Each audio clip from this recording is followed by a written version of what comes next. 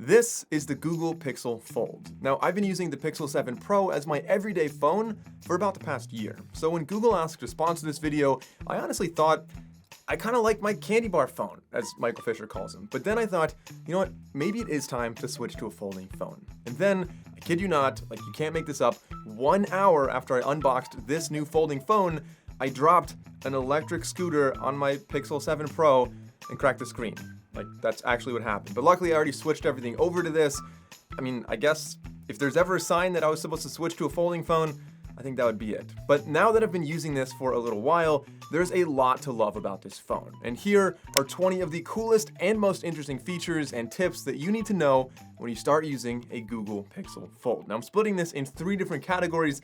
The first category is the camera. Number 1, you never need a tripod. I think that's kind of understood with folding phones by now, but one of the coolest things with this one in particular, being a Pixel folding phone, is that you have astrophoto mode, that you can take incredible photos of the night sky using tabletop mode here. So not only can you set it down without ever needing a tripod, but you can also see your screen. Regular glass slab phones, you have to prop them up or set them on a tripod and you can't see your screen while it's taking the photo, so like you never know how long it's actually doing that. With this, because you can prop it open like that, you can always see the screen from the back while it's taking the photo, and you always know how much time is left. Number 2, you can use the rear camera as a selfie lens. So if you open the phone and then open the camera, you can tap on the switch screens and you can switch around to the back, and then you can actually see yourself and take a selfie with the ultra wide lens, which is great for bigger groups. I've already used that quite a few times. You can also use the primary lens, or if you're a real weirdo, maybe you could use the telephoto lens.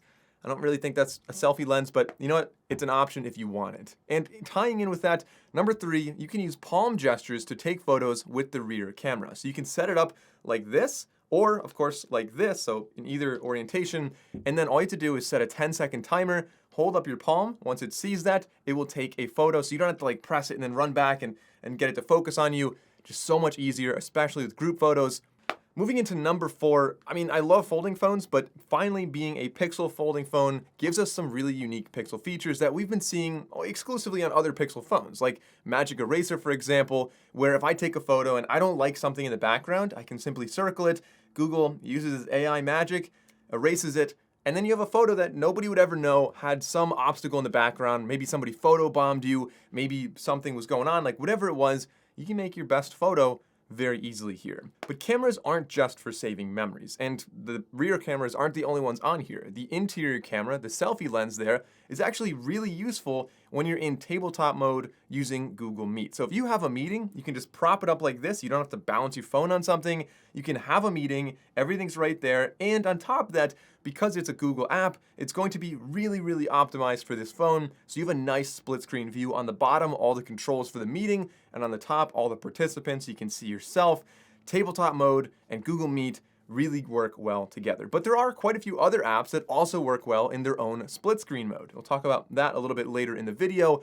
But the last big camera tip I have is to enable what's called frequent faces. Now, this is going to optimize skin tones of family members and other people who are frequently in your photos, because Google's going to recognize their faces and kind of match them up in different lighting and figure out what their skin tone should really look like so they can look the best they can no matter what the lighting is. Now, moving on to segment number 2, which is managing the big screen. Now, of course, on the outside, we have a pretty nice sizable display with a great aspect ratio, and honestly, as far as foldables go, this is my favorite size and aspect ratio that I've seen yet, because this is very usable on the outside. But of course, on the inside, we have a very, very large display there. It's gonna work as a tablet. Again, really nice aspect ratio here as well. And there are a lot of cool features we have in here. So the first one is the ability to tap and drag to a split screen. So on the bottom, no matter where you are, so if I open up like Brave, for example, on the bottom, I can simply swipe up and get our little toolbar there, and I can choose any app from there, or tap on the 9-dot array on the left side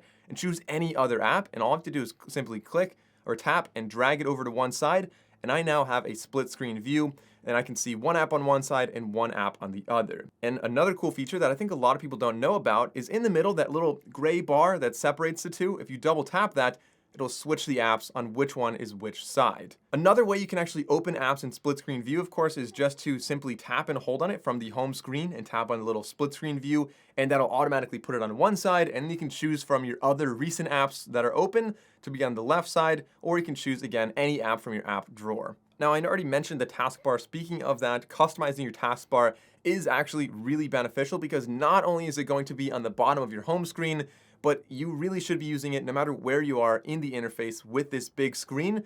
Just by swiping up from the bottom, you'll get that, and it really makes it a lot more effective. And so in order to customize that, of course, you can tap and hold any apps and place them there. Or if you want to have AI predictions there, you can simply remove the apps you have, and you have 6 slots open. So if you have like 3 apps you definitely want there, the other 3 will be predicted. So depending on what app you normally open at this time of day or what you most recently opened, it'll pop up on the bottom based on Google's predictions. Next up is a feature in your settings for your keyboard, which allows you to either exclude or include duplicate keys. Because it's a very wide screen, like they don't have a full width keyboard, it's kind of assumed you're gonna hold it with 2 hands and type on the edges of the screens. But because of the normal layout of a QWERTY keyboard, you have some keys that don't really line up. They'd be like half and half. So what Google did is they put it on both sides, so either thumb could use it. If you want that, that's great. That's the default. But if that bothers you, having a duplicate of like the G and I think the V is the other one, then you can disable that simply in the keyboard settings. Next up is the ability to customize the grid. Now you can do this on the inside as well as on the outside. Like I said, that outside screen ratio is really ideal. It's said that Google designed this to be a lot like a passport, and in many ways it feels a lot like the size and the dimensions of a passport, which means it's already very pocketable. The ratio is really ideal. It's very pleasant to use. But of course, with that, you can choose how many apps you're going to have on here. So some people with better vision might want smaller apps and you can fit a lot on here. Other people might want larger and fewer apps because, hey, let's be honest, you have a giant screen on the inside, and if you want to find more apps, you could just open that as well. Getting back to what I was saying about split screens, you have swipe gestures on both apps that are open at the same time instead of just on the left one. So we might be used to swiping from the left side to the right when you want to go back, and so you always go over to the left side, but that's only going to go back on the app that's on the left. If you want to go back for the app on the right, you start in the center, right on the little line, and you swipe to the right from there. It kind of makes sense, but that's something that some people might not be aware of. And because we have 2 displays, one of my favorite things with this phone is the ability to customize the display settings on the exterior and the interior displays. So for example, you can disable auto rotate on the inside and leave it on the outside, or the other way around, simply by going to display settings and then selecting auto rotate for unfolded versus folded. And then of course, the last one in this category is related to other apps that you can use in a nice split screen mode. So for example, Messages does a really good job of this if you're using Google Messages. Of course, many other messaging apps work as well. Gmail also works really well. YouTube works really well. But just looking at Messages, for example, on the left side, all of your conversations are there. And then on the right side, whichever conversation you're looking at will be right there. So it's really great if you're kind of managing a bunch of different conversations at once. You can not have to like go back and tap notifications. You can see them all on the left side. They all pop up real time. And then on the right side, you can manage it. The third category in this video is with automation. Now, automating, essentially using the AI tools that Google Pixel has on a folding phone, can just bring things to the next level. So of these, the first 3 are really tied together, very similar, and they're all gonna be in the same location. If you go into your phone and go to settings, I absolutely always enable call screening, and this is great because you can set this to, first of all, if you're getting a call, you can tap screen call, and it'll go through a little Google AI conversation there and let you know who it is. Or you can have some automated call screening as well for any unknown numbers, for any new callers, for anybody who is a known spam caller. Like whatever it is, you can make different people or different callers have to go through that call screening, and then robocalls will just automatically be rejected if you want that. The next one is enabling hold for me. So this is when you're calling somebody, say the IRS, for example. In the United States, that's like the tax agency, and it's a total nightmare to call them. You're always on hold for a really long time.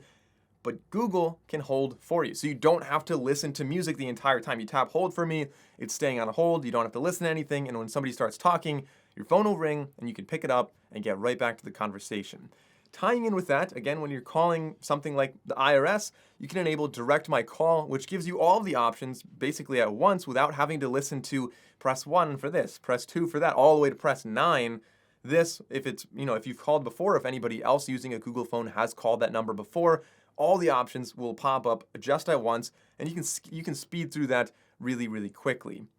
Getting into another Google Pixel feature, this one's been around for a while, and again, it's something that I always use, and other people are always so impressed when I show them that I have that. They're sitting at like a baseball game, and they're like, oh, what is that song? You can just look at your always on display, and on the bottom, it tells you what it is, because I enabled what's called Now Playing. So Google is going to be listening to the songs that are playing around you. If a song's stuck in your head, you can look at this, or you can check the history of the songs you heard today. And then last but not least, if you go into Settings, go to System, and go to Gestures, you can enable Quick Tap to start actions. That's going to be tapping on the back of your phone. And so you could tap to take a screenshot to access digital, like Google Assistant. You could play or pause media, show recent apps, or what I do is I open Snapchat just so I don't have to look for the Snapchat app. If something funny's happening, I can just double tap the back, take a Snapchat, and it's just a really convenient way to do that. Now, you could enable the bottom option to require stronger taps if you want. Otherwise, it might open a little bit more. But there are also a lot of other gestures here that I recommend checking out. I didn't include them in this list, but a lot of them are on by default. So quickly opening the camera by double pressing your power button, that's super useful. Tap to check phone, lift to check phone, flip to silence, like all of those are super useful in the gestures. So those are my top 20, but leave a comment below and let me know what yours are. Of course, this phone is already really fun to use, but I know with folding phones, as I continue to use it, I'm gonna find more and more unique use cases for it. And so for that, I'm really excited. But thanks again to Google for sponsoring this video. If you enjoyed it, consider liking and subscribing. I'll be making another video about this phone in the near future.